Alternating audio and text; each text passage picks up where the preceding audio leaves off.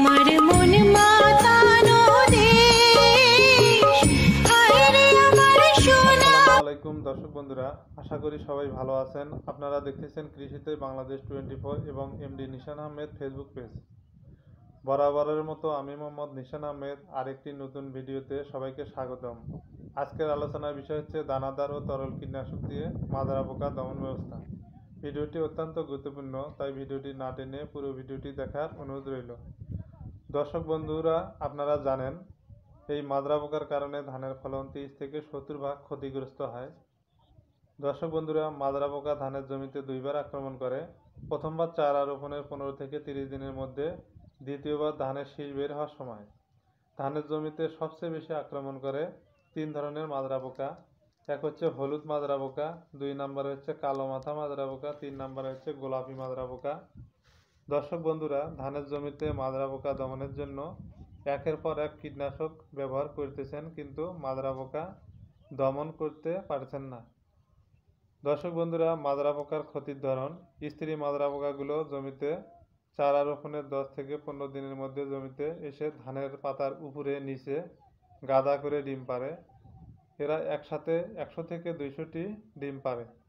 ডিম থেকে কীরা বের হয়, কীরা ফোটে এবং এই কীরা ধান গাছের কাণ্ড ছিদ্র করে ভেতরে ঢোকে এবং নরম অংশ কুরে কুরে খায় এবং ধান গাছের গোছা কেটে দেয়। দর্শক বন্ধুরা, ধানের কুশি অবস্থায় যদি মাজরা পোকা আক্রমণ করে তাহলে ধানের গোছায় মরা ডিগ হয়। আর যদি ধানের জমিতে ফুল বা শীষ অবস্থায় মাজরা পোকা আক্রমণ করে তাহলে শীষগুলো সাদা হয়ে যায়। দর্শক বন্ধুরা, এরকম অবস্থা জমিতে দেখা দিলে আমরা অনুমোদিত মাত্রায় 5 জেনারেশনের দানাদার কীটনাশক সঠিক সময়ে সঠিক নিয়মে সঠিক মাত্রায় ব্যবহার করলে মাজরা পোকা দমন হতে বাধ্য। দর্শক বন্ধুরা, এবার দেখে নেওয়া যাক কোন কোন দানাদার কীটনাশক দিয়ে মাজরা পোকা কুশি অবস্থায় দমন করা যায়।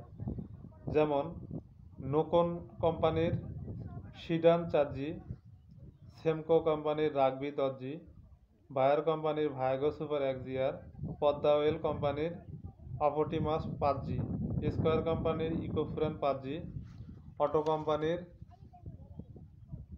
এনফিউজ 4G, হেকেম কোম্পানির হচ্ছে বনাঞ্জা 3GR, এসিআই কোম্পানির গুলি 3GR, ইস্ট ওয়েস্ট কোম্পানির ইকোনিল 3GR, অটো কোম্পানির রিজেন 3GR।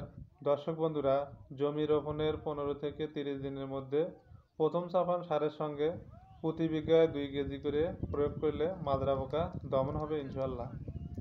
আর যদি দর্শক বন্ধুরা শীষ অবস্থায় মাজরা পোকা আক্রমণ করে তাহলে দানাদার কীটনাশক দিয়ে কাজ হবে না, তখন স্প্রে করতে হবে তরল কীটনাশক দিয়ে।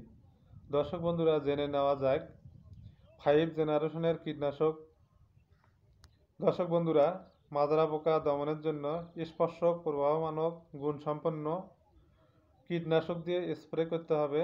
যেমন জেনিকাপ 25WG, নিটশট 65WG, এইমগোল 65WG, ওয়ান স্টপ 65WG, সান্টাপ plus 50WG, Typhoon 60WG, Ultima Plus 40WG, Belt Expert 48EC, ভায়াগো 20EC, ইনসিপিও 20EC ইত্যাদি বাজারে কিনতে পাওয়া যায়।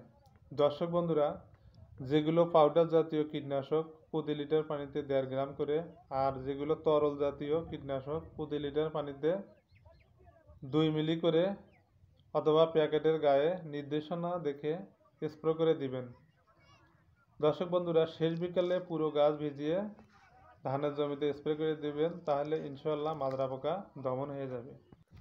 দর্শক বন্ধুরা, আমার এই ভিডিওটি দেখে যদি আপনাদের ভালো লাগে তাহলে অবশ্যই আমার এই চ্যানেলটি সাবস্ক্রাইব করবেন এবং শেয়ার এবং লাইক করবেন। শেয়ার করে দিলে অন্য কৃষক ভাইরা ভিডিওটি দেখে উপকৃত হবে, তাই আপনারা শেয়ার করে দিবেন। আর যদি কোনো প্রশ্ন থাকে আপনাদের তাহলে কমেন্ট করে জানাবেন, ইনশাল্লাহ আমি উত্তর দেব। আজ এই পর্যন্ত রাখলাম, পরবর্তীতে কোনো নতুন ভিডিও নিয়ে শীঘ্রই দেখা হবে ইনশাআল্লাহ।